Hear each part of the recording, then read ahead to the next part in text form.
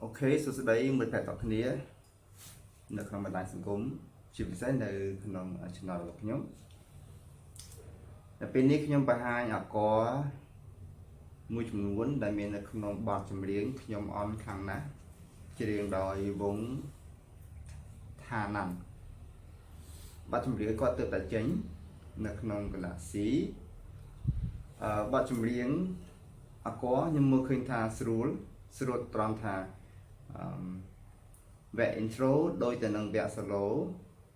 វគ្គទី1ទី2វគ្គ A ទី1ទី2គឺអកតែមួយអញ្ចឹងគឺយើងអត់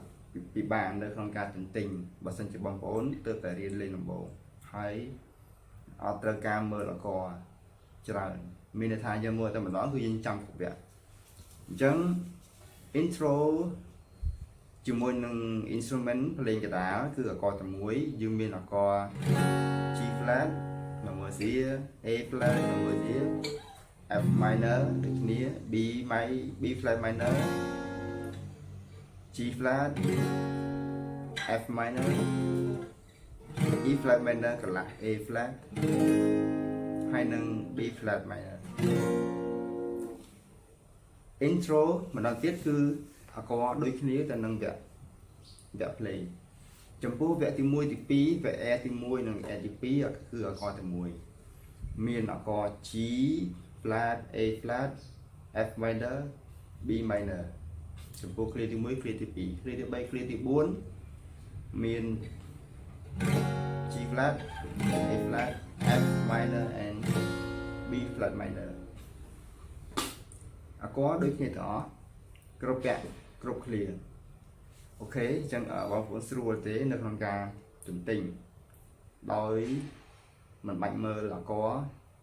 នៅពេលយើងហាត់លេងទន្ទិញចាំអកនីមួយទៅគឺយើងលេងបាននៅបទចម្រៀងហ្នឹងទន្ទិញចាំយ៉ាងម៉េចគឺអកទាំងអស់គឺមាន8អកមាន8លំដាប់ទី1 G ទី2 A ទី3 F ទី4 B ទី5 G ទី6 A ទី7 F ទី8 B អញ្ចឹងយើងចាំលំដាប់ទាំង8ហ្នឹងមកបទចម្រៀងហ្នឹងគឺយើងលេងបានហើយដោយឡែក intro ហើយនិងវគ្គ solo គឺខុសគ្នាពីវគ្គជាបន្តិចហើយ